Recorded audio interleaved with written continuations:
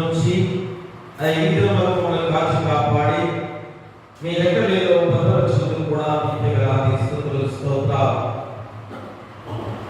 ఈ 40 రోజుల మండకాల ధ్యానాలు పవిత్రమైన దినాలుగా పరిశుద్ధమైన రోజులతో మేము పరిశుద్ధమైన జీవితాన్ని గడపాల్సిన ప్రకారాన్ని ఈ 40 రోజుల మండకాల ధ్యానం ద్వారా మా గుర్తు చేస్తున్నాం. ఎందుకంటే కుమారుడుగా మీరే ఈ లోకానికి దిగి వచ్చిన మానవుడుగా మా పాపాల నిమిత్తము నేను శిలువ బలియాగముగా ఎన్నో శ్రమలు పడిన దేవాది దేవుడు. కాబట్టి మా కొరకునైనా మీరు ఇంతగా శిలువ సమాన వేదన పొందుకొని మమ్మల్ని రక్షించిన దేవాది దేవుడిగా ఉండగా మేము ఈ లోకంలో ఇలాంటి స్థితిలో జీవిస్తున్నామేమో మళ్ళా గుర్తుగా బాధ్యతలో ఈ 2026వ సంవత్సరము ఈ 40 రోజుల సమకాల ధ్యానంలో గుర్తు చేస్తున్నారు. కాబట్టి ప్రతి ఒక్కరు కూడా వారి యొక్క హృదయస్థితిని గమనించుకొని మేము ఇద్దరు మారు మనసు పొందలేని వారిగా జీవిస్తున్నామేమో.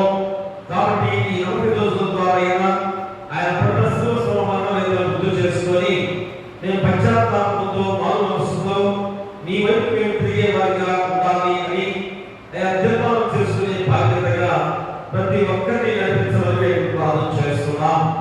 ఎవరు అశ్రద్ధ నిర్లక్ష్యం చేయకుండా ప్రతి మోకాలు మీ పాసంలో మోకరిల్లి మీ నామానికి మహిమ ఘనత ప్రభావం కలిగించే బిడ్డలుగా ప్రతి ఒక్కరిని నడిపించమని ఈ ఆరాధనలో మీరే తోడుగా నడిపించమని నీ కుమారుడు మా ప్రభువైన యేసుక్రీస్తు ద్వారా వేడుకుంటున్నాము తండ్రి. ఆమేన్. ఏమాశ్చర్యము ప్రియులారా క్రీస్తు మరణము ప్రేమ చూడవే మనసారా. ఏమాశ్చర్యము ప్రియులారా క్రీస్తు మరణము ప్రేమ చూడవే మనసారా.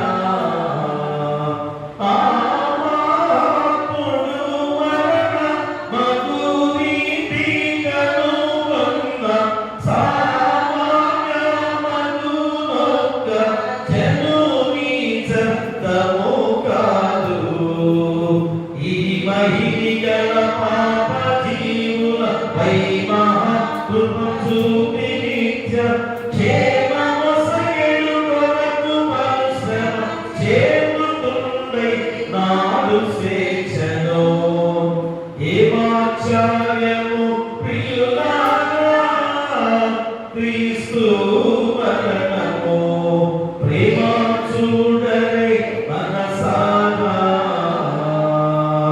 కొండలవలె భారమై లోక పాపములు తన్నింపబడి ఘోరమై నిండు భారము క్రింద నిలుచున్నావే నాను గుండె దిగులునందనువు ఏ రక్తపు చెమట మెండుకొని దుఃఖములతోన తండ్రి పాత్రమును నాకడ నుండి తొలగించుటకు మనసై యుండి నన్ను చేయుమని వేడెను. ఏమాశ్చర్యము ప్రియులారా క్రీస్తు మరణము ప్రేమ చూడవే మనసారా. కరుణాకుల చేతను క్రీస్తుడు పట్టు పరిగానంతట తాను చెడుగులెంతను నింద చేసి మోముపై నుమిసి వడి ముళ్ళతో కల్ల వడి నాకి రీతము తడయ కౌదల పెట్టి కరముల అడుగులకు సివ్వగిని కేతులు తొడిగి పట్టను ప్రక్కనములు తరగ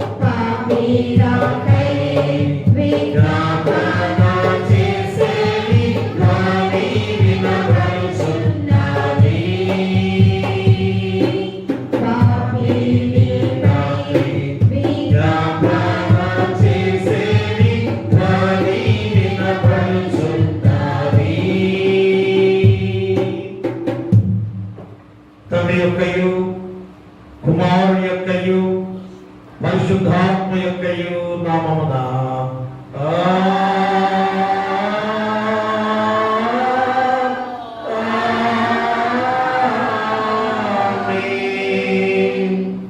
ఓ ప్రభువా, నా పెదవులను తెరువుము.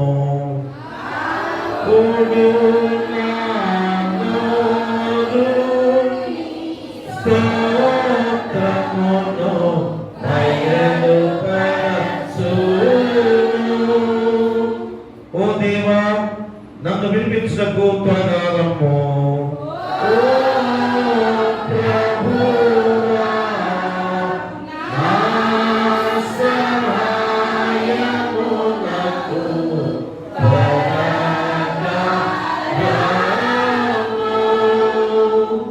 తండ్రికిని కుమారునికిని పరిశుద్ధాత్మకును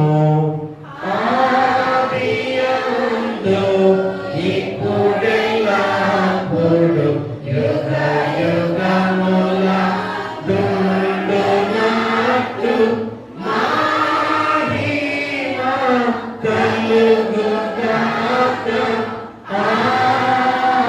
ఆమేన్, ఆమేన్, ఆమేన్. ఉత్తరపక్షంగా 32వ సంకీర్తన మా మధ్యలో శ్రీమతి జరిగిమల్లి ప్రమిళ గారు చదవలసిందిగా కోరి ప్రార్థిస్తున్నాం. 32వ సంకీర్తన మొదటి నుంచి. తన అతిక్రమములకు పరిహారము నొందినవాడు, తన పాపములకు ప్రాయశ్చిత్తం నొందినవాడు ధన్యుడు. యెహోవా చేత నిర్దోషి ఎంచబడిన వాడు, ఆత్మలో కపటం లేని వాడు ధన్యుడు.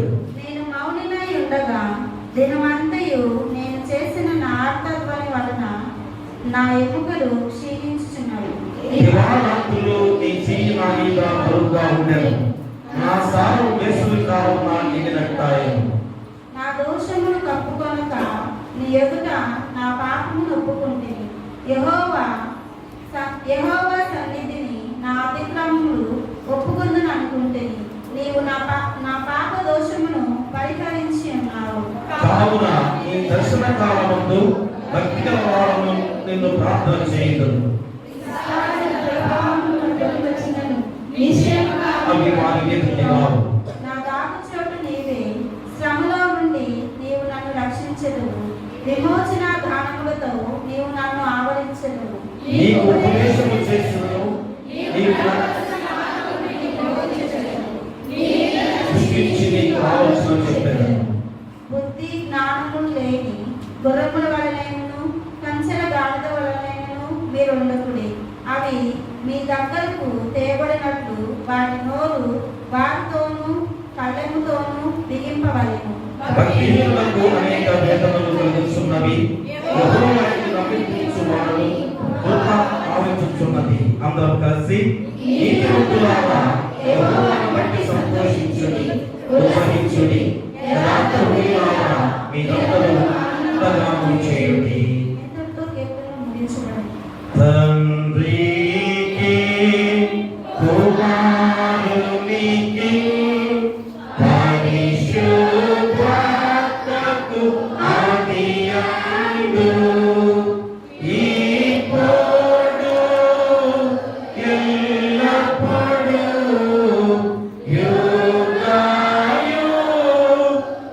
యుగయుగములందు ఉండునట్లు మహిమ కలుగును గాక.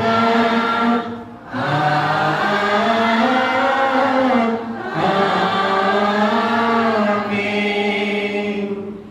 ఈ 40 రోజుల పండగ కాల ధ్యానం కొరకు ఈ ప్రత్యేకమైన లేఖన భాగాలుగా సువార్త పాఠ్య భాగముగా మత్తయి సువార్త 2వ అధ్యాయము 10 నుంచి 18 వచనాలు మన మధ్యలో కుమారి పోపూరి సాగరిక వచ్చి చదవలసిందిగా కోరి ప్రార్థిస్తున్నాం.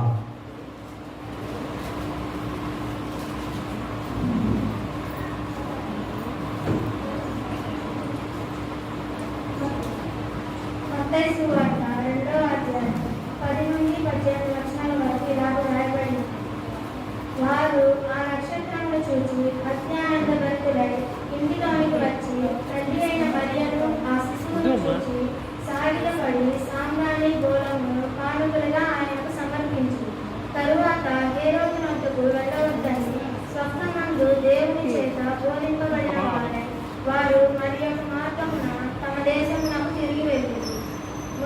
వెళ్ళిన తరువాత ఇదిగో ప్రభువు దూత స్వప్నమందు యోసేపునకు ప్రత్యక్షమై, హేరోదు ఆ శిశువును సంహరింపవలెనని ఆయనకు వెనుకపోవచ్చున్నాడు కనుక నీవు లేచి ఆ శిశువును ఆయన తల్లిని వెంటబెట్టుకొని ఐగుప్తునకు పారిపోయి నేను నీతో తెలియజెప్పు వరకు అక్కడ ఉండుమని అతనితో చెప్పాను.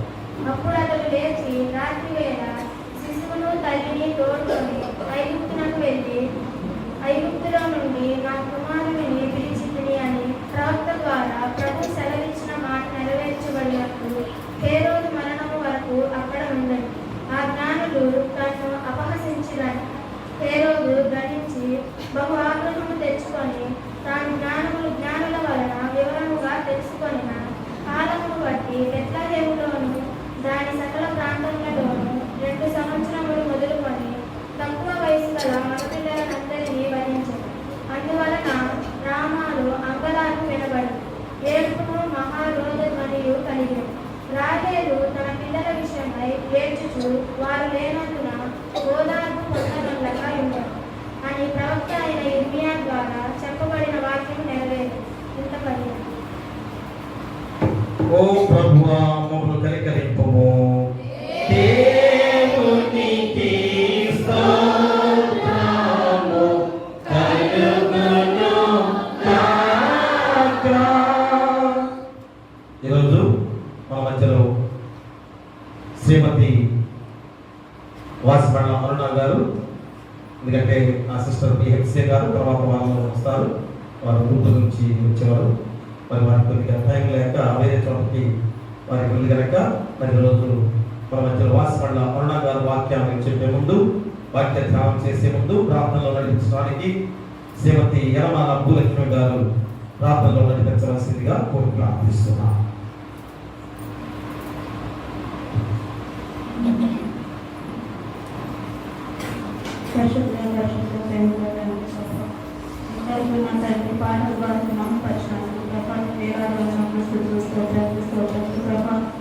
అయ్యా ఇదిగో నా తండ్రికి మేము వాక్యానికి వెళ్ళుచుండగా నా తండ్రి, అయ్యా ఇదిగో నా తండ్రి దేవుడే మార్గం చూపుతాను మాంసం ద్వారా నాతో మాతో మాట్లాడుకోవచ్చున్న దేవాన్ని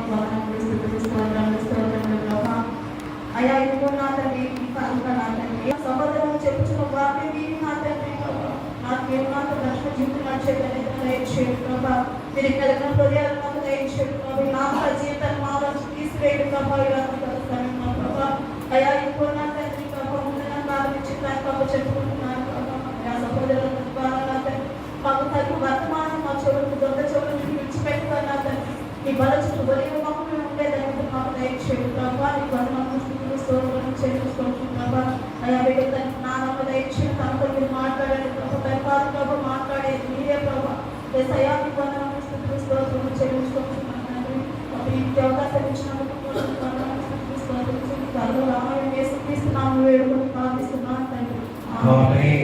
దయచేసి కూర్చోండి. దేవుని సంగమా బిడ్డారా, మరి 40 రోజుల ధ్యాన ప్రణాళికలో ఈరోజు 5వ రోజు మన మధ్యలో శ్రీమతి వాసిపండ్ల గారు వాక్య ధ్యానం చేయవలసిందిగా కోరి ప్రార్థిస్తున్నాం.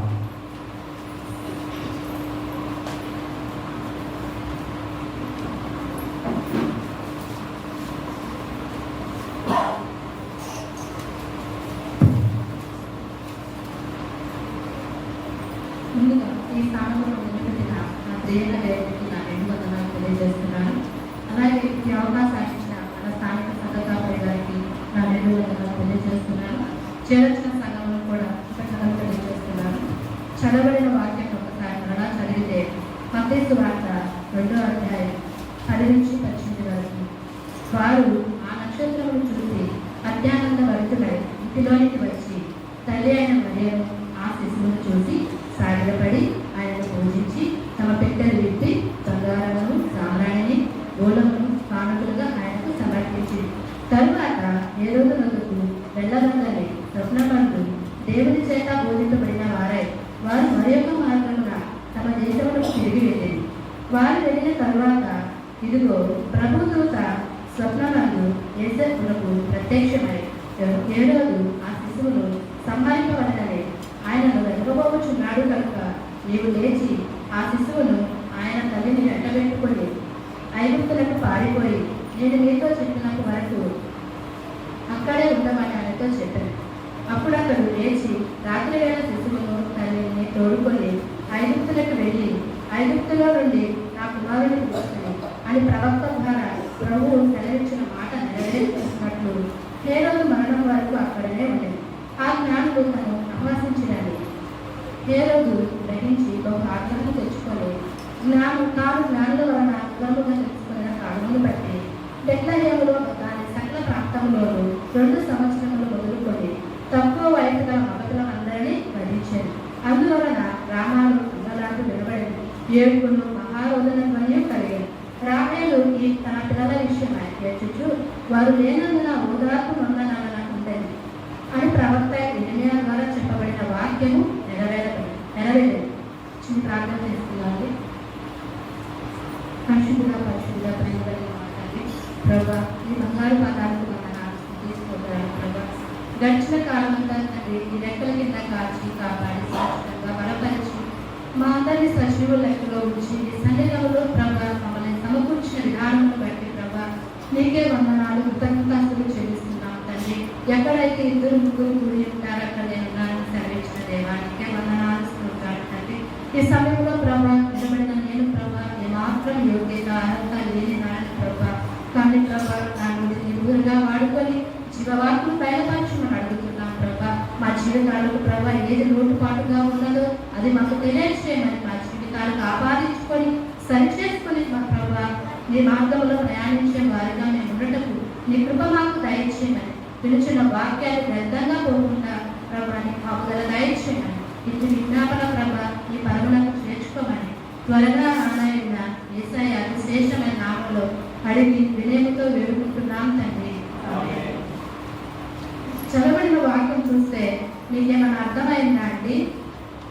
అక్కడ ఎవరు ఉన్నారు, ఎవరి గురించి మాట్లాడుతున్నారు అనేది ఏమైనా అర్థమైందా? ఎవరైనా చెప్పగలుగుతారా?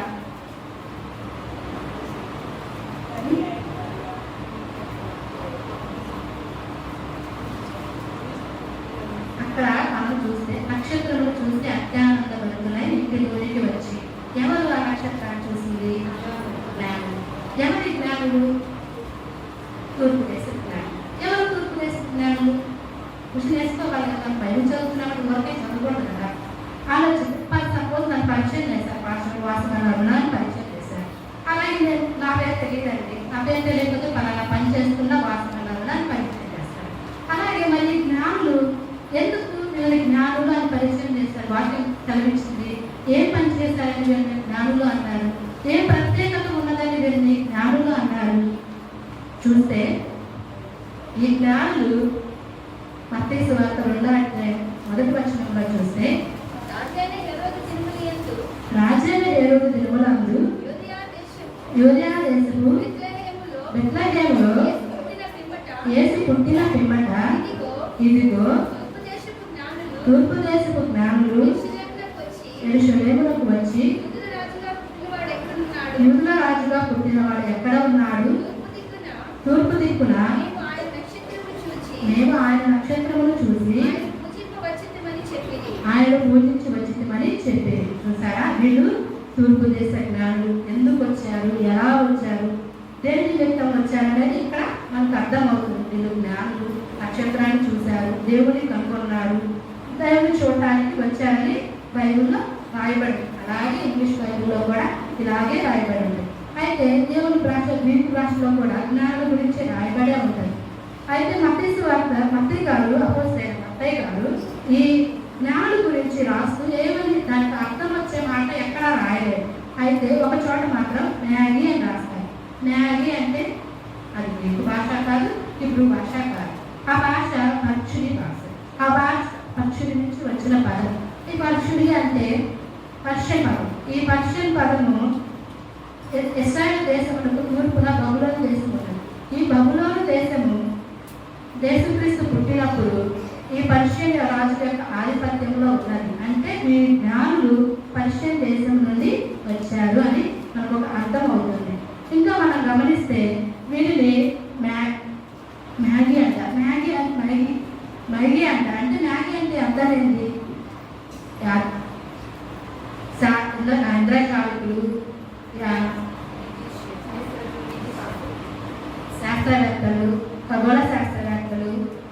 జ్యోతిష్యుడు, ఇంకా మాంత్రికులు అని కూడా అంటారు. మరి మాంత్రికులు ఇలా వీళ్ళు అంటున్నప్పుడు వీళ్ళకి దేవుడికి అస్సలు సంబంధం ఉండదు. ఎందుకంటే దేవుడి దేవుని పక్కన పెడతారు. ఎందుకంటే వీరి యొక్క క్రియలు దేవుని సంతోషపరిచే విధంగా ఉండవు. మరి వీళ్ళని ఎందుకు ఈ మాంత్రికులని, ఈ జ్యోతిష్కులని, ఈ ఖగోళ శాస్త్రజ్ఞులు దేవుడు ఎందుకు జ్ఞానులు, ఈ బైబిల్లో ఎందుకు జ్ఞానాన్ని మెన్షన్ చేశారు ఆలోచిస్తే, ఈ జ్ఞానుల యొక్క పరిజ్ఞానము ఉత్తమమైన దానికోసం ఉపయోగించారు. ఉత్తమమైనదంటే దేవుణ్ణి, నిజమైన వీరి యొక్క జ్ఞానము దేవుని పరిశోధించి లోకరక్షకుడు ఎవరు అని కనుగొనడానికి వీరి జ్ఞానాన్ని ఉపయోగించారు. వీరి యొక్క పరిశోధన సమయం కూడా లోకరక్షకుడు ఎవరు, నిజ రక్షకుడు ఎవరని తెలుసుకోవడానికి వారి యొక్క సమయమును వ్యత్యాసం చేశారు. కాబట్టి వీరిని జ్ఞానులు అన్నారు. ఇంకా చూస్తే ఈ లోకంలో జ్ఞానులు చూస్తే చెట్టు కింద కూర్చొని జరిగేది చెప్తాం, జరగబోయేది చెప్తున్నాం, ఆనందాన్ని చెప్తాం, రాబోయేది చెప్తామని అంటారు. వ్యర్థమైన మాటలు మాట్లాడతారు. కానీ ఈ జ్ఞానులు ఏం చేశారు? ఉన్నతమైన దాన్ని వెతకడానికి తమ సమయమును వ్యత్యాసం చేశారు. కాబట్టి వీరిని జ్ఞానులు అనడానికి బైబిల్లో రాయబడి ఉన్నది. ఇంకా చూస్తే మనం 2వ వచనంలోనే యూదులు ఎక్కడ ఉన్నాడు? తూర్పు దిక్కున ఆయన నక్షత్రం చూసి ఆయన పూజించవచ్చునని చెప్పామండి. వీరు ఎంతో ప్రయాణం చేసి, సుదీర్ఘమైన ప్రయాణం చేసి యూదుల రాజు ఎక్కడ పుట్టాడు అని తూర్పు దిక్కు నుండి వచ్చి హేరోదు రాజు దగ్గరికి వెళ్లకుండా ఆ యెరూషలేము ప్రాంతంలో ఉన్న ప్రజల వద్దకు వెళ్ళి దేవుడు ఎక్కడ పుట్టాడు, యూదుల రాజు ఎక్కడ పుట్టాడని ప్రజలలో వెతుకుతున్నారు. ఎందుకు వెతుకుతున్నారు వీళ్ళు ప్రజలలో? ఇప్పుడు ఒక రాజు పుట్టాడని మనకు తెలిస్తే రాజమందిరంలోకి వెళ్ళి రాజు పుట్టాడంటే అడుగుతాం కదా. మరి వీళ్ళు ఎందుకు ప్రజలలో వెతుకుతున్నారు? ఎందుకంటే ఈ యూదుల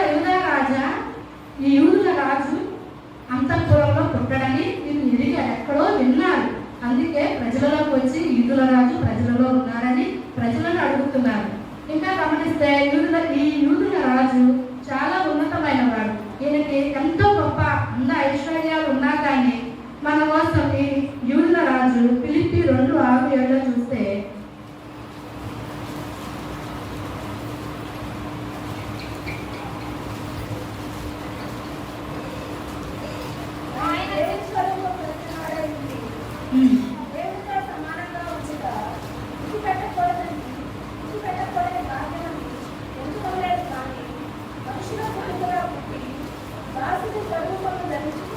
గమనించండి, ఆయన దేవుని స్వరూపము కలిగిన వాడై ఉండి దేవునితో సమానంగా ఉండుట విడిచిపెట్టకూడదని భాగ్యమని ఎంచుకోలేదు. కానీ చూసారా, ఈయన దేవునితో సమానంగా ఉండి కూడా ఎందుకు రాజమందిరంలో పుట్టలేదంటే ఈ కొరకు నా కొరకేనండి.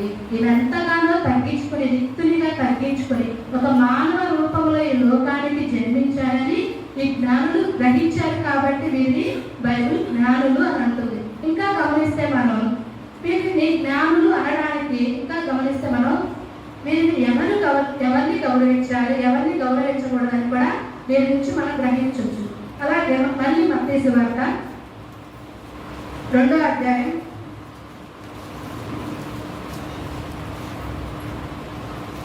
11వ వచనం చూస్తే 10-11 వారు ఆ నక్షత్రములను చూసి అత్యానంద భరితులై ఇంటిలోనికి వచ్చి తల్లి అయిన మరియను ఆ శిశువును చూసి సాగిలపడి ఆయనను పూజించి. చూసారా, ఈ వాక్యంలో స్పష్టంగా అర్థమవుతుంది. మరియు శిశువును చూసి సాగిలపడి ఆయనను పూజించింది. చాలా మంది అనుకుంటారు మరి వాళ్ళు యేసుక్రీస్తు ఉన్నారు కాబట్టి మరి యేసుక్రీస్తుకున్న స్థానమే మరీకు ఉంటుందని చాలా మంది అపోహపడి మరియమ్మ గారిని కూడా అదే విధంగా ఆరాధిస్తున్నారు. అలా ఇప్పుడు మనకి మరియమ్మ గారిని అలా ఆరాధిస్తూ ఉండడం వల్ల ఆయనకి ఉన్న వ్యత్యాసము చాలా మంది గ్రహించలేక చాలా మంది వేరైతే మెన్షన్ చేయడానికి చాలా మంది ఎక్కువగా మరియమ్మ గారిని పూజిస్తూ ఉంటారు. ఇప్పుడు తిమోతి 2:5 చూస్తే మనం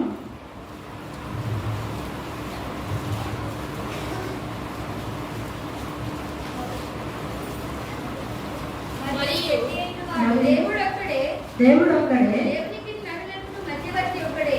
దేవుడికి నరులకు మధ్యవర్తి ఒకటి. చాలండి. చూడండి, దేవుడు ఒక్కడే. కొంతమంది ఏం చేస్తారు, మనల్ని పూజిస్తారు, మరి కొంతమంది వేరే వేరేలా పూజిస్తారు. ఒకటి గమనిస్తే మనం వాక్యాన్ని వింటున్నాం. చాలా మంది ఏం చేస్తారు, ఇప్పుడు మనం ఒక విషయం గురించి ప్రార్థన చేయించుకున్నాం, పాస్టర్ గారి దగ్గరికి వెళ్ళి ప్రార్థన చేయించుకున్నాం.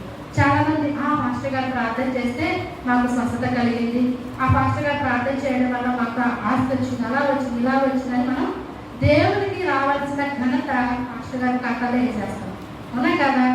అక్కడికి వెళ్తే మాకు అలా జరిగింది, ఇక్కడికి వెళ్తే మాకు ఇలా జరిగింది అంటాం. నువ్వు ఎక్కడ ఉండి ప్రార్థన చేసినా, ఎలా చేసినా, ఎవరు నీ గురించి ప్రార్థన చేస్తే ఎవరైనా సరే ప్రార్థనే చేస్తారు. కార్యం జరిగేది ఎవరి ద్వారా? ఆయన ద్వారానే. ఈ జ్ఞానం అది గ్రహించారు. మనం చాలా మంది ప్రార్థన చేస్తాం కానీ అది గ్రహించుకోం. అక్కడికి వెళ్తే మాకు అది జరిగింది, ఇక్కడికి వెళ్తే మాకు అది జరిగింది అనుకుంటా ఉంటాం. అలా కాదండి. ఎవరైనా యాచకులైనా పరిచయకులైనా ఎవరైనా సరే ప్రార్థన చేస్తారు, మన తరఫున దేవునికి విజ్ఞాపన చేస్తారు. అంతేగాని కార్యం జరిగేది దేవుడి ద్వారా మాత్రమే అని జ్ఞానులు తెలుసుకున్నారు. అందుకే మరియమ్మకి ఇవ్వాల్సిన గౌరవం మరియమ్మకి ఇచ్చారు, యేసవుకి ఇవ్వాల్సిన గౌరవం యేసవుకి ఇచ్చారు. దేవుణ్ణి పూజించి సాయపడి ఆయన ఆరాధించారు. ఇంకా మనం గమనిస్తే ఈ యొక్క జ్ఞానం నుంచి మనం ఇంకొక మాటను గమనిస్తే ఈ రక్షకుడికి తగిన కానుకలు తెచ్చారు. వీళ్ళు ఏమేమి తెచ్చారండి? బంగారమును, సాంబ్రాణిని, గోళమును కానుకలుగా ఆయనకి సమర్పించిరి. ఒక నిమిషం. పెట్టెలు విప్పి బంగారము, సాంబ్రాణి, గౌరవము కానుకలుగా ఆయనకు సమర్పించింది. బంగారం ఇది ఎవరు తగిస్తారు? పూర్వకాలంలో రాజులు తగిస్తారు. రాజులకు తగినది. వీళ్ళేమని గ్రహించారు? ఈయన యూదుల రాజు అని గ్రహించారు కాబట్టే ఆయనకు బంగారము తెచ్చారు. ఇంకా బంగారము దేనికి సూచిస్తుంది? దైవత్వములను సూచిస్తుంది. నువ్వు నిజమైన దేవుడు అయ్యా అని వారు బంగారం అర్పించారు. అలాగే సామ్రాణి పరిశుద్ధ ఆలయంలో ద్రవ్యంలో చేర్చబడిన సుగంధ ద్రవ్యం. అవునా కదా? నిర్గమాకాండం 30లో 34లో ఉంది. దేవుని యొక్క పరిశుద్ధ ఆలయంలో చేర్చబడింది ఈ సామ్రాణి. ఇది ఆత్మ నిపుణులకు, సువాసన జీవితములకు, ప్రార్థనా జీవితములకు సూచనగా ఉంది. నీవు పరిశుద్ధుడు అయ్యా, సుచరిత కలిగిన వాడవయ్యా అని ఈ సామ్రాణి ద్వారా వాళ్ళు తెలియజేశారు. ఇంకా బోళము గురించి మనం చూస్తే బోళము యూదులకు చాలా ప్రాముఖ్యమైనది. బోళము ఔషధ గుణాలు కలిగినది. అలాగే మత్తయి సువార్త 15వ అధ్యాయంలో దేవుణ్ణి శిలువ త్యాగములకు అప్పగించినప్పుడు ఆయన శిలువ మరణంలో శిలువలో వేలాడుతూ ఉన్నప్పుడు చివరికి ఆయన దాహం అని అడుగుతున్నప్పుడు చేరు చిరకలో నుంచి గోడముల నుంచి ఆయన నోటికి అప్పగిస్తాడు. అప్పుడు ఆయన తిరస్కరిస్తారు. తిరస్కరించినప్పుడు ఆ స్పంజిని తగిలించింది కూడా ఈ గోడమే. అలాగే మనం యోహాను సువార్త 19వ అధ్యాయం 39వ వచనంలో చూస్తే యేసుక్రీస్తు యొక్క సమాధి కార్యక్రమంలో కూడా నికోదేము ఈ బోళమును ఇచ్చారు. అలాగే మనం చూస్తే ఈ బంగారము, సామ్రాణి, బోళము వీళ్ళిచ్చింది ఈ 3 కానుకలే. కానీ యేసుక్రీస్తు యొక్క 33 సంవత్సరాల జీవిత చరిత్రను ఈ 3 కానుకల ద్వారానే ఆయన పుట్టుక, ఆయన పరిశుద్ధత, ఆయన శిలువ త్యాగమును కూడా ఈ 3 కానుకల ద్వారానే వాళ్ళు తెలియచెప్పారు. మనం గమనిస్తే యెషయా 53:5లో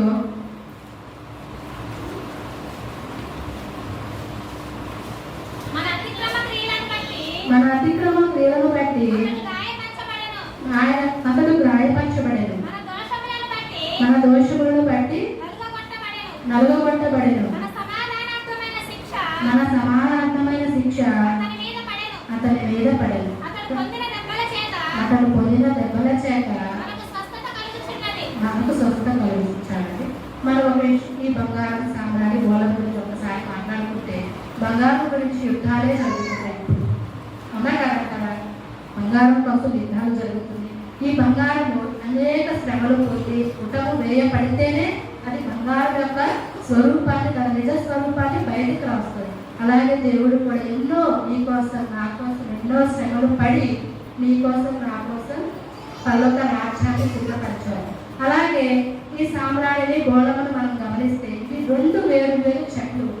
ఈ చెట్లు యొక్క పై చర్మమును పదునైన ఆయుధములతో పైన చెక్కితే ఆ చెక్కిన గాయం నుంచి కొన్ని ద్రవాలు వస్తాయి. ఆ ద్రవాలు వచ్చినప్పుడు అవి గడ్డగా ఉంటాయి. ఆ గడ్డ నుంచే ఈ గోళము సుగంధమైన వస్తుంది, సాంబ్రాణి వస్తుంది. అయితే అనేక పర్యాయములు ఆయన గాయములు మనం రేపుతున్నాం. ఆయన గాయముల ద్వారా ఆ చెట్టుకి గాయం చేస్తేనే కదా ఆ సుగంధం అనేది, ఆ సాంబ్రాణి అనేది ఒక సువాసనగా తయారవుతుంది. ఆ బోళం అనేది ఔషధ గుణముగా మారుతుంది. ఆయన యొక్క గాయములు కూడా మనం కూడా పదే పదే పదే రేపుతూ ఉన్నామే. కానీ మనం ఆయన ఆ సిలువ త్యాగాన్ని అర్థం చేసుకొని మారు మనసు పొంది మనం జీవిస్తున్నామో లేదో ఒకసారి ఆలోచించుకోండి. ఈ వాక్యం చదువుతున్నప్పుడు మామూలుగా నాకైతే నా వాక్యం చెప్పవలసింది 3 వారాల తర్వాత. ఫస్ట్ ఈ వాక్యం చెప్పుతున్న పాంప్లెట్ రాకముందు నాకైతే వచ్చిన తలపు అన్నాడు, ముందు అందరికన్నా ముందే ఇప్పుడే వాక్యం చెప్తావమ్మా అని. నాకు ఇలాంటి ఆలోచన వచ్చింది. ప్రభా పాంప్లెట్ నా పేరు ముందు రాకూడదని ప్రార్థన చేశాను. తీరా శుక్రవారం పాస్టర్ గారు వచ్చి, అమ్మ అంతా ఈరోజు వచ్చే ఆ సిస్టర్ రానున్నారు, నువ్వు వాక్యం చెప్పాలమ్మంటే షాక్. అసలు దేవుడు దీన్ని బట్టి నేను ఒకటి అర్థం చేస్తున్నాను, దేవుని మాట ఏదైనా కానీ వ్యర్థము కాదు. మనం మర్చిపోతామేమో కానీ ఆయన ప్రతి క్షణం మనల్ని గుర్తుపెట్టుకొని కంటికి రెప్పలాగా మనల్ని కాపాడుతూనే ఉంటాడు. ఈ జ్ఞానం నుంచి ఇంకా మనం గ్రహించాలంటే మత్తయి సువార్త 2వ అధ్యాయం 12వ వచనం చూస్తే, తరువాత హేరోదు వద్దకు వెళ్ళవద్దని స్వప్నమందు దేవుని చేత బోధింపబడిన వారై వారు మరి యొక్క మార్గమున తిరిగి వెళ్ళారు. గమనించండి, నిజరక్షకుడిని లోకరక్షకుడిని వీళ్ళు గ్రహించారు, చూశారు. చూసిన తరువాత ఈరోజు వాక్యం అంశం ఏంటండి? నిజమైన దేవుడి మార్గము చూపుతారు. ఇప్పుడు గమనించండి, వీళ్ళకి మార్గం ఎవరు చూపించారు? దేవుడే చూపించాడు కదా. ఒక్కసారి దేవుడిని నమ్మి కనుగొన్న తరువాత వాళ్ళ మార్గం మారింది. వెంటనే దేవుడు వాళ్ళతో మాట్లాడి మీరు వెళ్ళవలసిన మార్గం ఇది కాదు అని వాళ్ళకి దేవుడే మార్గం చూపించాడు. మనం ఒక్కసారి దేవుడిని నమ్ముకున్నామంటే వాళ్ళు ఉత్తమమైన మార్గమున వెళ్ళారు, సత్యమైన మార్గమున వెళ్ళారు, నూతనమైన మార్గమున వాళ్ళు వెళ్ళారు. యోహాను సువార్త 14:6 చూస్తే, నేనే మార్గమును సత్యమును జీవమును, నేను తప్ప వేరొక ద్వారా వారి దేవుని వద్దకు చేరాను. చూసారా, వీళ్ళు ఈ జ్ఞానులు దేవుని తెలుసుకున్న తర్వాత వాళ్ళ జీవితాలు మారాయి, వాళ్ళు నడిచిన మార్గం మారింది, వాళ్ళు చేరిన గమ్యం యొక్క విధానము కూడా మారింది. మరి మనం ఎన్నాళ్ళ నుంచి దేవుడు నిజ క్రైస్తవుని ఎరిగి ఉన్నాము, దేవుని నమ్ముకొని ఉంటున్నాము, నిజంగా మన క్రైస్తవులుగా అని చెప్పుతున్నప్పుడు మన స్వభావం మారాలి, మన మాట తీరు మారాలి, మన ఆలోచన విధానము మారాలి. ఈ జ్ఞానులు మారారు. ఈ జ్ఞానుల యొక్క విధానం మారింది కాబట్టి వాళ్ళని జ్ఞానులు అని అన్నారు. మరి మనం ఈరోజు జ్ఞానుల్లాగా ఉన్నామా, లేక ఈ లోకంలో ఉన్న వాటి కోసం ఆశపడుతూ అజ్ఞానుల వలె ఉన్నామా, లేక వచ్చి సరదాగా వచ్చి కూర్చొని నిద్రపోవడానికి, ఫ్యాన్ వేసారు అనుకోవడానికి కూర్చొని నిద్రపోవడానికి వస్తున్నామా అండి? చాలా భయంకరంగా ఉన్నాయి పరిస్థితులు. చూస్తానే ఉంటున్నారు ఈ రోజులు ఎలా ఉన్నాయి. క్రైస్తవులు అనబడితే బైబిల్ చదవడం కానీ, వాక్యం ధ్యానం చేస్తున్నా కానీ, ప్రకటిస్తున్నా కానీ చంపేస్తున్నారు. ఎలాంటి రోజుల్లో ఉన్నాం మనం? నిజంగా క్రైస్తుని నమ్మాము అంటే ఇలా పట్టుకొని జీవించాలి, అంతేగాని ఈ లోకంలో ఉన్న వాటి కోసం కాదు. ఇది ఎన్నోసార్లు వాక్యం చదివిస్తున్నాను, ఇది మనకి శాశ్వతం కాదు కాదు కాదని. గమనించుకోండి ఒకసారి, ఈ లోకంలో మనకి ఎన్నాళ్ళు ఉన్నా, ఎంత మంచిగా జీవించినా మనం మంచి అనుకోవడం కాదు. దేవుడు మనల్ని పరిశీలించాలి. మన గురించి మనం సాక్ష్యం చెప్పుకోవడం కాదు. మనం ప్రార్థన చేస్తున్నాం, ఎక్కడ ప్రార్థనలు పెట్టిన అక్కడ ప్రార్థనలు చేయడం, ఎక్కడ ఉపవాస ప్రార్థనలు పెట్టిన అక్కడికి వెళ్ళి పాటలు పాడడం, వాక్యం చదవడం, బైబిల్ చదవడం, ఇవన్నీ ఒక లెక్క. మారావా లేదా, మార్చుకున్నావా లేదా? ఈరోజు దేవుడు మనకు మార్గం చూపిస్తున్నాడు. నువ్వు ఇవాళ బైబిల్ చదివినా, లేకపోతే ఫస్ట్ ప్రైజ్ సంపాదించుకున్నా దేవుని రాజ్యంలోకి ప్రవేశించడు. ఆయన యొక్క మాటలు అనుసరించి నడుచుకుంటున్నావా లేదా? నిన్ను వలె నీ పొరుగు వారిని ప్రేమించమని దేవుడు వాక్యం సెలవిస్తుంది. ఎంతమంది పాటిస్తున్నామండి? ఒకరు కొంచెం ఎదుగుతుంటేనే మనం ఓర్చుకోలేదు, అవునా కాదా? మన మనస్సాక్షి గర్తిస్తుంది మనకి. అయ్యో, నాకైతే అనిపిస్తుంది ఒక్కోసారి ఎవరైనా అనవసరం ఒక మాట అంటే తర్వాత చాలా బాధపడతాను. అయ్యో, మన అనవసరం ఈ మాట అన్నాను నేను. అలాగా నేను గొప్ప నేను చెప్పుకోవట్లేదండి. నిజంగా దేవుడిని మనం అంగీకరించి ఉంటే ప్రతి విషయంలో దేవుడు మనకు తోడుగానే ఉంటాడు. ప్రతి కార్యక్రమంలో మనకి తోడుగానే ఉంటాడు. నువ్వు ఇలా చేయి, ఇలా చేయి, ఇలా చేయి, ఇది తప్పు, ఇది గొప్ప అని తెలియజేస్తూనే ఉంటాడు. ఆయన నమ్మి ఆయన మార్గంలో ప్రయాణం చేస్తే దేవుడితో పాటు మనం ఆయన రాజ్యంలో ఉంటాం. లేదంటే ఈ లోకంలోనే ఎక్కడో అక్కడ నరకంలో ఉంటాం. గమనించుకోండి, ఈ వాక్యం ఎందుకు సెలవిస్తుంది? జ్ఞానుల వలె మనం ఉన్నామా, లేక అజ్ఞానుల వలె కోరిక వచ్చిన కాలక్షేపానికి వచ్చి కూర్చొని అందరూ వస్తున్నారు, ఇంట్లో ఏం ప్రార్థనకి వెళ్ళట్లేదు అని అంటున్నారని వచ్చి కూర్చుంటున్నావా, లేకపోతే అందరూ వెళ్తున్నారు నేను కూడా వెళ్తున్నానని వస్తున్నారా? ఇక్కడ గమనించుకోండి, మనం మారామంటే ఒక్క విశ్వాసనైనా మార్చాలి. ఒక మనిషినైనా మార్చాలి. దేవుడిని రుచి చూపించాలి.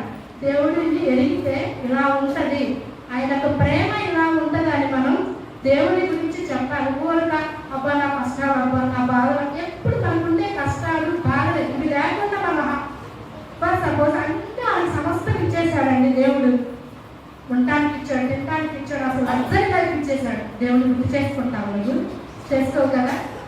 శ్రమలు ఎందుకు వస్తాయి అంటే ఆయన నమ్మిన వరకే శ్రమలు. ఇంకా దగ్గరగా ఉంటాం మనం దేవుడికి. ప్రతి క్షణం అయ్యా నాకు సమస్య ఉన్నది అని మనం దేవుడు అవునా కదా. సమస్య వచ్చినప్పుడు దగ్గరగా అయ్యా నాకు సమస్య ఉన్నది, నాకు నువ్వు తోడుగా ఉందని ప్రార్థన చేస్తామా లేదా? అన్నీ ఉంటే మనకి అసలు దేవుడిని పట్టించుకో, అవునా కదా అంటారా? అందుకే సమస్యలు రావాలి, వస్తే దేవుడు మనకి తోడుగా ఉంటాడు. ప్రతి సమస్యను మనం జయించే వారిగా ఉంటాడు. మనమే జయించాల్సిన అవసరం. దావీదు ఎలా అయితే నిల్చొని ఉన్నాడో, దావీదు పక్షాన దేవుడు ఎలా యుద్ధం చేశాడు, అలాగే మనం కూడా సమస్యలు అలా నిల్చొని ఉంటే మన పక్షాన ఆయన యుద్ధం చేస్తారు. ఇచ్చిన వాక్యం దేవుడు దీవించిన వారు.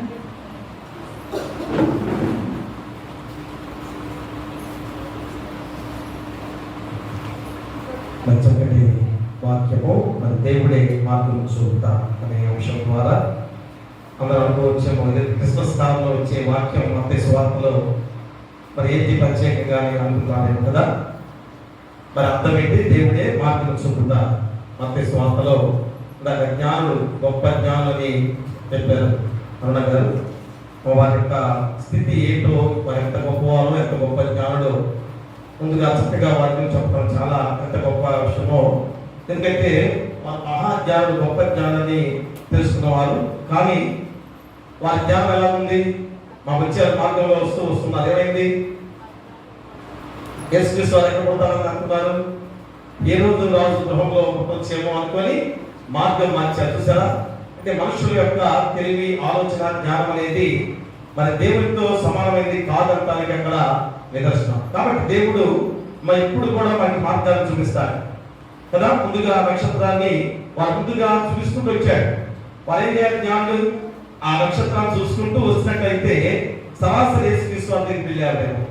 వారి సొంత ఆలోచన, నేను జ్ఞానిని, నేను గొప్పవాడిని అనుకొని గర్వపడి చేశారు వారు. ఆ హేరోదు రాజుకు ఆహ్వానించేసరికి మరి ఎంత ఘోరమైన విపత్తు జరిగింది. ఏంటది? చిన్నపిల్లల్ని సంహరించిన భయంకరమైన స్థితి. అంటే మనుషుల యొక్క ఆలోచనలు ఎలా ఉంటాయో మరి దేవుడు మనల్ని చూపించి ఆ మార్గంలో నడిస్తే మరి ఎలాంటి ఆపద మనకు రాదంటానికి నిదర్శనం అదే. అదే రాజుల గ్రంథంలో కూడా, మొదటి రాజుల గ్రంథంలో 9:1-8 కూడా ఏలియా చాలా గొప్పవాడు కదా. అలాంటి ఏలియా మరి అబద్ధ ప్రవక్తలను చంపాడు. చంపిన తర్వాత భయం పుట్టింది. అహాబు, యెజెబెలు ఇద్దరు కూడా చంపేస్తున్నాడు, పారిపోయి దాక్కున్నాడు. దాక్కున్నప్పుడు యెహోవా దేవుడు ఏం చెప్పాడు? చక్కగా నేను చూపించే మార్గంలో నడవమని దేవుడే మార్గం చూపించి నడిపించాడు. ఎక్కడికి? హోరేబు పర్వతం, మా దేవుని పర్వతం పడిన హోరేబు పర్వతానికి తీసుకువెళ్ళాడు. అన్ని కూడా సమకూర్చాడు కదా. ఏదైనా తక్కువ చేశాడా? ఆహారం ఇచ్చాడు, అన్ని ఇచ్చాడు. కానీ మహాపేక్షికల వాడై ఇక చాలు నాకు అనుకున్నాడు. ఇక చాలండి అని అంటున్నాడు. ప్రేమ దేవునికి తెలియదా? అంటే దేవుని మార్గము ఎంత ఏరియా ప్రవక్త అయినా కానీ మనుషుడే, జ్ఞానైనా కానీ మనుషుడే. కాబట్టి మనందరం ఏం చేయాలి? ఆ దేవుని మార్గం చూపిస్తే అదే నడవాల్సిన బాధ్యత మనకు ఉంది. మా ఈరోజు ఆ దీవెనకరమైన విధానంలో మా దేవాది దేవుడు మన సంఘానికి ఇదిగో మార్గం ఎటు, ఇదిగో పరిశుద్ధ సన్నిధిగా ఈ దేవాలయం ఉంది.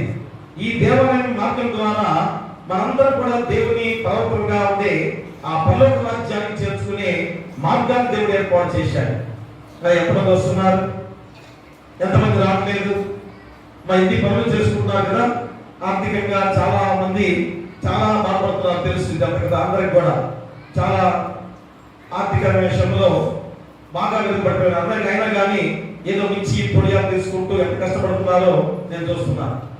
మహా కనిపిస్తున్నారు 200, 150 కూడా ఇస్తున్నారని తెలిసింది. ఎంత కష్టపడుతున్నారు, ఉదయం నుంచి సాయంత్రం వరకు కూడా కష్టపడుతున్నారు. అయినా కానీ 40 రోజుల ప్రణాళికలో మా ఇంత చక్కగా మీరు దేవుని సన్నిధి రావడం అంటే అది దేవుని మార్గం. ఖచ్చితంగా ఆ కష్టాల నుంచి మళ్ళా తిరిగి దేవుడు మాకు మంచి మార్గం ద్వారా గొప్ప స్థితికి నడిపించేవాడు దేవుడు ఉన్నాడని మీరు గుర్తిరిగితే ఏలియా లాంటి ప్రవక్త కూడా ఎంత భయపడ్డాడు. అలాంటి ప్రవక్త కూడా దేవుని విషయంలో ఆ మార్గాన్ని మరి తెలుసుకొని కూడా మరి ఆ దేవుని వైపు నడవలేక ఇక చాలా నాకు తీసుకునిపో అంటాడు. మరి జ్ఞానులు అంత గొప్పవారు కూడా మార్గాన్ని సరిగ్గా ఎంత ప్రమాదం జరిగింది కాబట్టి అదంతా కూడా మనం తెలుసుకొని మన మార్గం దేవుని మార్గం అయింది. ఆయన మన కొరకు శిలువ బలియాగముగా అర్పించుకొని మనం రక్షించాడు, అందరం రక్షించబడ్డాం. మరి రక్షణ మార్గంలో మనం నడుస్తున్నాం కనుక ఆ దేవుని మార్గంలోనే నడిస్తే మనందరం కూడా ఆ నిత్య సన్నిధిగా ఉండే పరలోక రాజ్యానికి చేరుకోగలం. మనందరం కూడా సంతోషంగా ఉండగలం. అలాంటి చక్కటి వాక్యాన్ని ఎందుకంటే మా నిజంగానే మరి తర్వాత వారు వచ్చాం సిస్టర్ హెప్సిబా గారిని గుంటూరులో ఆమె రిటైర్ అయిన ఉద్యోగస్తురాలు. మరి ఆమె అందరూ అంటే ముందే నాకు తెలియదు ఎక్కడో అంటే ఏదో గవర్నమెంట్ పాస్ చేయాలని చెప్పేసరికి నేను ముందు వేస్తే బాగుంటుంది అందరికన్నది కొద్దిగా ముందు వేశాను. కానీ ఆమె ఇంకో చోట ఉందని పాస్ గారు దయచేసి కొద్దిగా మార్చండి అంటే ఇప్పుడు మార్చాల్సి వచ్చింది. అలాగే తెలియదు మమ్మల్ని చెప్పాను వెంటనే ఒప్పుకొని పాస్ గారు చెప్తారంటే అని చెప్పేసి అన్నారు. అయినా కానీ చక్కటి వాక్యాన్ని మరి రోజు చెప్పిన విధానంలో అన్నా గారికి ఒకసారి వందనాలు తెలియజేసుకుంటూ మరి మనందరం కూడా ఆ దేవుని మార్గంలో నడవాల్సిన బాధ్యత మనకు గుర్తు చేసిన వాక్యం ద్వారా మీకు మీ కుటుంబాలకు సదాకాలము దేవుడు తోడైనను గాక. ఆమేన్.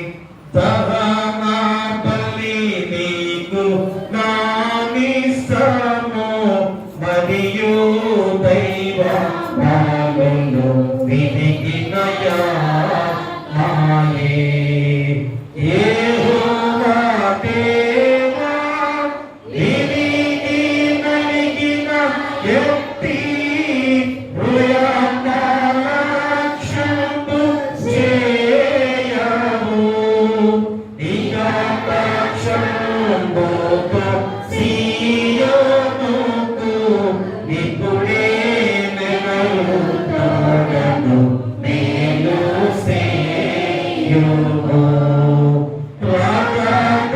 రాగకంబుగాను యెరూషలేమునకు ప్రాకారములను కట్టింపుము అంతటా నీతియుక్తములు బలులు యాగములు సర్వాంగహోమము ఎంతో ఇష్టము బలిపీఠము మీద ఎంతో కోరెల ఎదురనీతులు. ప్రార్థిద్దాము.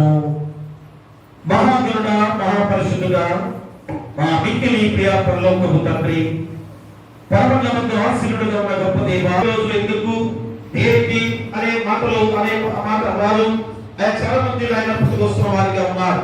ఆయన 40 రోజులు ధ్యాన ప్రణాళిక ఎందుకు గుర్తు చేసుకుంటున్నాం? ఆయన ఆయన మీరు మా కొరకు శిలువ బలియాగముగా అర్పించుకొని ఎన్నో శ్రమలకి వేదనలకి గురైన దేవాది దేవుడు, మరి ఎందుకు ఆయన మా కొరకు ఎంతగా శ్రమపడ్డారు, మా కొరకు ఎంత వేదన పడ్డారు, మా కొరకు ఎంతగా శ్రమపడి శిలువలో బలియాగముగా అర్పించుకున్నారు అనేది మేమందరం కూడా ప్రతి రోజు ద్వారా ఎంత పతనమైన స్థితిలో ఉన్నారో చాలా మంది తండ్రి. అందుకని రోజు జ్ఞానం లాంటి వారే అయ్యా మొట్టమొదటిగా వారి ఆలోచన వచ్చింది. ఎంతో గొప్పవాడు ఈ లోకంలో పుట్టాడు, ఆ పుట్టిన వాడిని మేము చూడాలి అని ఎంత గొప్ప విధానంలో తండ్రి వారు ఎక్కడెక్కడో ఎన్నో దేశాల దూరం నుంచి ఆయన వారు ప్రయాణమయ్యున్నది. వారు వస్తున్నప్పుడు మంచి మార్గంలోనే వస్తున్నారు. ఆయన దేవుడే మార్గాన్ని చూపిస్తున్నాడు. కానీ ఆయన మార్గ మధ్యలో వారు దారి తప్పారు. అదే జ్ఞానంలో కనుక కూడా తెలుసుకోవాల్సిన బాధ్యత ఉంది. మరి ఏలియా లాంటి వారు కూడా రాజుల మొదటి గ్రంథంలో 19వ అధ్యాయం 1-8 ఆయన ఎంతగా నిరాశ పడుతున్నాడు. మరి ఇంతగా యెజెబెలు అహాబు ఆయన ఎందుకు చంపుతుంది, మరి నన్ను చంపాలని ప్రయత్నం చేస్తున్నారు, అబద్ధ ప్రవక్తలను నేను చంపాను కదా, మరి దేవుడు నాపై ఎందుకు కరుణ చూపించలేదనే భావనలో ఆయన ఉన్నాడు. కానీ దేవుడు ఎంత గొప్ప మార్గాన్ని చూపించాడు, ఆయన ప్రయాణం చేయించాడు. ఆ మార్గం అంతా కూడా దేవుడు చూపించిందే. అలాంటి మార్గంలో ప్రయాణం చేసి చివరికి హోరేబు దేవుని ప్రాంతమైన హోరేబు దగ్గరికి ఆయన నడిపించిన దేవుడే. ఆహారం ఇవ్వలేదా, ఆయన ప్రతి విషయంలో కూడా నీరు ఇవ్వలేదా, మరి అన్ని కూడా సమకూర్చింది దేవుడే కనుక ఆ మార్గాన్ని చూపించింది కూడా దేవుడే. కానీ ఆయన నిరాశలో ఇక చాలు నేను ఇంత ప్రయాణం చేయలేను అన్నట్టు ఆయన భావన పడ్డాడు, నిరాశతో ఉన్న ఏలియా.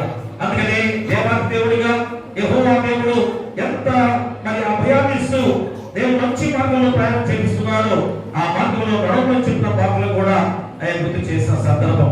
బైబిల్ ఆయన బైబిల్లో దేవుని మార్గం చూపిన గొప్ప సందర్భం ఏంటనగా యేసేపు మరియిద్దరు కూడా పసిపాలుగా ఉన్న యేసుక్రీస్తు వారి విషయంలో ఆయన ఏ విధంగా తండ్రి కలలో ఆయన నిద్రలో కలగా ఆయన కలలో కూడా మీరు సూచించారు.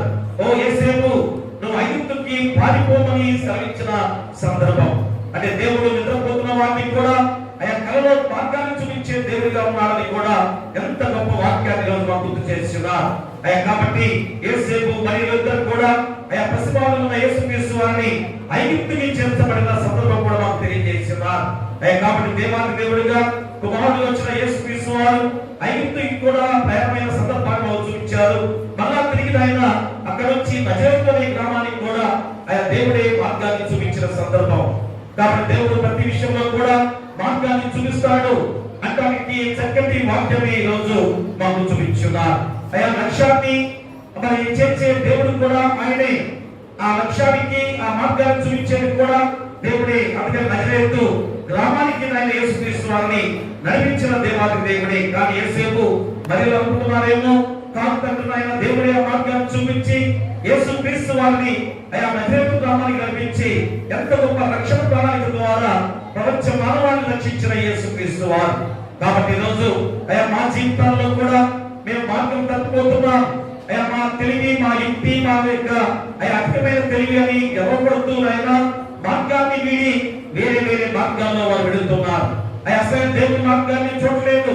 అయ్యా మాకు ఇంత సంపాదన ఉంది, మాకు చక్కని ఉద్యోగాలు ఉన్నాయి, లేదా గొప్ప గొప్ప వారిగా మేము ఉన్నాం అనుకుంటూ అయ్యా మార్గాన్ని వీడి దేవుని దగ్గరికి రాలేకపోతున్నారు. అయ్యా ఖచ్చితంగా దేవుని మార్గమే బలమైన మార్గం. వారు ఎన్ని మార్గాలు దారి తప్పిపోయినా కానీ నేను ఎంతో గొప్పవారుగా ఉన్నాం అనుకుంటున్నా కానీ అది చివరికి నశించిపోయే మార్గమే తండ్రి ఆయన. కాబట్టి ఎప్పుడైనా ఆ వాక్యం హెచ్చరికలో కూడిన వాక్యం కనుక దేవుని మార్గము ఎక్కడుంది మాకు మా సభలో దేవుని ఆలయమే పవిత్రమైన సన్నిధే. కాబట్టి ఆ మార్గంలో కూడా మేము తండ్రి ఆయన మీ పరలోక రాజ్యంలోకి ప్రవేశింప చేసుకునే గొప్ప మార్గం తండ్రి. మరి ఎంతమంది రాలేకపోతున్నారు ఈ 40 రోజుల ప్రణాళికలోనైనా అయ్యా వారిని మీ పాసన నడిపించి ప్రతి విశ్రాంతి దినాన్ని అయ్యా వారు దేవుని ఆరాధించుకునే విధంగా నడిపించే క్రమంలో మీ పరిశుద్ధాత్మ శక్తిని వారిపై కుమరించండి. ఆ వాక్యాన్ని ఫలింపు చేయండి. ఆ వాక్యాన్ని వెలుగుగా చేసుకునే వెలుగు గృహాల్లో ఆపాదించుకునే బాధ్యత విడుదల దయచేయండి. మరి ఎంతో చక్కటి వాక్యం ద్వారా అయా త్వరలో 3 రోజుల క్రితమే ఈ వాక్యం సంగీతాయినా మనకి చెప్పి ఉండగా వెంటనే ఒప్పుకొని ఈ రోజు చక్కటి వాక్యాన్ని అయా జ్ఞానం ఎంత తెలియగలవారు, ఎంత మహాజ్ఞానులైన వారు అయినా కానీ వారు మార్గాన్ని వీడిన సందర్భాన్ని తెలియజేసినప్పుడు అయా దేవుడే మార్గాన్ని చూపించేవాడి వల్ల చక్కటి ఆ వాక్య భాగాన్ని అయా చక్కటి అరుణగా పెట్టుకుని మేము ప్రార్థన చేస్తున్నాం. అయ్యా వారి కుటుంబాన్ని బిడ్డలు దీవించి ఆశ్రయించి బలపరచమని మేము ప్రార్థన చేస్తున్నాం. అలా ఉత్తపరిచిన బిడ్డలు దీవించండి. అయా వాక్యాన్ని చదివిన వారిని దీవించండి. ప్రార్థన చేసిన వారిని దీవించి బలపరచమని మేము ప్రార్థన చేస్తున్నాం. మరి ప్రతి సంఘంలో ఎవరైతే అనారోగ్యంతో సంఘంలో కానీ గ్రామంలో కానీ హాస్పిటల్లో కానీ ఉన్నారో యేసు నామములో గద్దించి మీ హస్తాలతో తాకి పుట్టి స్వస్థపరచమని మేము ప్రార్థన చేస్తున్నాం. అలా ఉద్యోగస్తులుగా ఉన్నవారు, కూలి పనులు చేసుకుంటున్న వారు, ఎక్కడైనా ఏ పనులు చేసుకుంటా కానీ వారందరూ కూడా వారి కష్టాన్ని ప్రతిఫలంతో నడిపించమని మేము ప్రార్థన చేస్తున్నాం.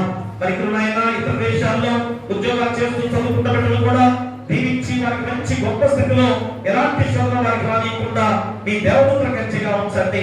అలాగే మరి చదువుల నిమిత్తము ఉద్యోగాల నిమిత్తం బిడ్డలు ట్రైనింగ్ చేస్తున్న బిడ్డల విషయంలో కూడా మేము ప్రార్థన చేస్తున్నాం. కోచింగ్ తీసుకున్న బిడ్డల విషయంలో మేము ప్రార్థన చేస్తున్నాం. అయ్యా దీవించి బలపరచండి, మంచి ఉద్యోగాలు స్థిరపడే బాధ్యత దయచేయండి. అయ్యా మరి ముఖ్యంగా ఈ సమయంలో ఇంటర్మీడియట్ ప్రథమ సంవత్సరం ఎగ్జామ్స్ ఈ రోజు ప్రారంభించి ఉండగా, రేపు సెకండ్ ఇయర్ ఎగ్జామ్స్ ప్రారంభించి ఉండగా మీరే తోడుగా ఉండి ఆ ఎగ్జామ్స్ లో విజయంతో వచ్చే బాధ్యత బిడ్డలు దయచేయండి. రాకపోకలు మీకు తోడుగా ఉండండి. ఎండలు ఎక్కువగా ఉంటున్నాయి తండ్రి. అయ్యా బిడ్డలు క్షేమకరంగా అయ్యా మంచి మార్కులతో విజయం సాధించుకునే విధంగా నడిపించమని మేము ప్రార్థన చేస్తున్నాం. అలాగే తండ్రి నాయన వాహనాల మీద ప్రతి వారిని కూడా క్షేమంగా నడిపించండి. వ్యవసాయదారులను, వ్యాపారస్తులను, పాడి పశువులను, పక్షాదులను అలాగే తండ్రి నాయన పశువుల కాపులను, గొర్రెల కాపులను దీవించి బలపరిచి వారి కష్టాలు తగ్గడంతో నడిపించే బాధ్యత దయచేయండి. అలాగే తండ్రి నాయన మన దేశ నాయకులు, ప్రపంచ నాయకులు, రాష్ట్ర నాయకులు, జిల్లా నాయకులు, గ్రామ నాయకులు అందరూ ప్రార్థన చేస్తున్నాం. శాంతి సమాధానంతో చక్కగా పరిపాలించే బాధ్యత దయచేయండి. అలాగే తండ్రి నాయన ఉద్యోగాలు చేసే బిడ్డలు, ప్రజల క్షేమాన్ని కోరుతూ చేసే ఉద్యోగాలుగా ఉన్న వారందరూ కూడా ప్రజల క్షేమాన్ని కోరుతూ వారు చేసే ఉద్యోగాల ద్వారా తిరిగి నాయన మీ ద్వారా ప్రతిఫలం పొందుకోబోతున్నారు. అది నువ్వు వారికి దయచేయమని వేడుకలు ప్రార్థన చేస్తూ ఈ గొప్ప రోజులు ఎవరు కూడా ఒక్క రోజు మేము అనుకోకుండా దేవుని సన్నిధికి రావాలి అని తీర్మానం చేసుకున్నట్లుగా ఉంచండి. అదే గొప్ప దీక్ష. కాబట్టి ఆయన ఎంతమంది వారి ఈ రోజు రాలేదో రేపటిమైన వారిని తప్పించమని వేడుకలు ప్రార్థన చేస్తున్నాం. ఇది ప్రపంచ మానవాళికి రక్షణకరమైన రోజులు. మాతృకు సేవ యాగంగా అర్పించుకున్న ఈ 40 రోజుల ద్వారా మా జీవితాన్ని మార్చుకునే గొప్ప రోజులు. ఎందుకు 40 రోజులు చేయాలి అని కొంతమంది వాదించవచ్చేమో. 40 రోజుల ద్వారా ఎన్ని ప్రణాళికలు మాకు గుర్తు చేస్తున్నారు. ఉపవాస దినాలుగా 40 అనేది ఎంత ప్రాముఖ్యమైన విధానము. కాబట్టి 40 రోజులు ఉపవాస దీక్షగా ఈ 40 రోజులు ప్రార్థన పురి ద్వారా మేము నడిపించుకుంటున్న గొప్ప విధానం. కాబట్టి నాయన ప్రతి ఒక్కరు 40 రోజులు మానుకోకుండా రావాల్సిన బాధ్యతలో నడిపించమని మేము ప్రార్థన చేస్తున్నాం. ముఖ్యంగా తండ్రి ఆ బిడ్డలు తండ్రి వాగ్దానం స్వీకరించబడుతున్నారు. ఎందుకంటే తండ్రి మా యొక్క లోక జీవిత గ్రామంలో ఎన్నో దురలవాట్లు మాకున్నాయి, ఎన్నో దుష్టమైన జీవితాలతో నడుస్తున్నాం కనుక వాటిని మా రోజు తీసివేసుకోవాలని ఈ 40 రోజుల ఆ దీక్ష పనులుగా వారందరూ కూడా వాగ్దానం స్వీకరించి ఉన్నారు. ఎందుకంటే తండ్రి ఆయన మా జీవితాన్ని మార్చుకోవాలని మా తాపత్రయంతో వారు స్వీకరించారు. కాబట్టి వారు ఏ శోధన రానియకుండా ఈ 40 రోజులే కాదు తండ్రి, తర్వాత రోజులన్నీ కూడా పరిశుభ్రతను కాపాడుకుంటూ నడవాల్సిన బాధ్యత వారిపై ఉంది. ప్రతి ఒక్కరిని కూడా దీవించి బలపరచమని వేడుకలు ప్రార్థన చేస్తూ దేవాలయ నిర్మాణ విషయంలో కూడా మీ ప్రభుత్వం ఇచ్చేసి గారిని సకలతను బలపడతాను పిసిసి వారిని సర్వాలను దీవించి సంఘానికి ఐక్యత వచ్చే బాధ్యతగా మీ పరిశుద్ధాత్మ శక్తిని కుమరించమని ఏ శోధన రానియకుండా మా సంఘ చుట్టూ గ్రామం చుట్టూ కూడా మీ దేవదూత కంచెగా ఉంచమని నీ కుమారుడు మా ప్రభువైన యేసుక్రీస్తు ద్వారా వేడుకొంచున్నాము తండ్రి. ఆమేన్. పరలోకమందున మా తండ్రి, ఈ నామం పరిశుద్ధపరచబడును గాక, ఈ రాజ్యం వచ్చును గాక, నీ చిత్తం పరలోకమందు నెరవేర్చడు, భూమి యందు నెరవేరును గాక. మాకు నేడు మాకు దయచేయము. బయట అపరాధములు చేసిన వారిని మేము క్షమించున్న ప్రకారం అపరాధములను క్షమించుము. శోధము దుష్టులను తప్పించుము. రాజ్యమును, శక్తియు, మహిమయు నిరంతరము నీపై ఉన్నవి. ఆమేన్. మన ప్రభువైన యేసుక్రీస్తు ప్రేమ, మన తండ్రి దేవుని కృప, పరిశుద్ధాత్మ అన్యోన్య సహవాసము దేవుడే మార్గము చూపుతానే అంశం ద్వారా ప్రతి ఒక్కరు కూడా నిరాశలో ఉన్న వారు ఎవరైనా కానీ, భయంతో ఉన్న వారు ఎవరైనా కానీ, లక్ష్యం చేరుకోవాలనుకున్న వారు ఎవరైనా కానీ ఆ దేవుడే నీకు మార్గం చూపిస్తాడని తెలుసుకొని ఆ మార్గంలో ప్రయాణం చేస్తే గొప్ప విజయాలు వారు పొందుకోగలరు అని చక్కని వాక్యాలు అందించిన అరుణ గారికి, బైబిల్ ప్రపంచంలో చదివిన వారు, వాక్యాలు చదివిన వారు, ప్రార్థన చేసిన వారికి, అలాగే చక్కని పాట పాడిన బిడ్డలందరికీ, ముఖ్యంగా ఈ సమయంలో ఇంటర్మీడియట్ ఎగ్జామ్స్ రాస్తున్న ఫస్ట్ ఇయర్, సెకండ్ ఇయర్ విద్యార్థులందరికీ, వారి కుటుంబాలకు, ముఖ్యంగా ఆయన మా సంఘానికి, గ్రామానికి, రాష్ట్రానికి, దేశానికి, ప్రపంచంలో ప్రతి బిడ్డలకు సదాకాలము తోడైనను గాక. ఆమేన్. కటకట పాపస కటము పాపుద ఇంత పలుకాధనంది నావా ఎటువంటిది ప్రేమ, ఎటువంటిది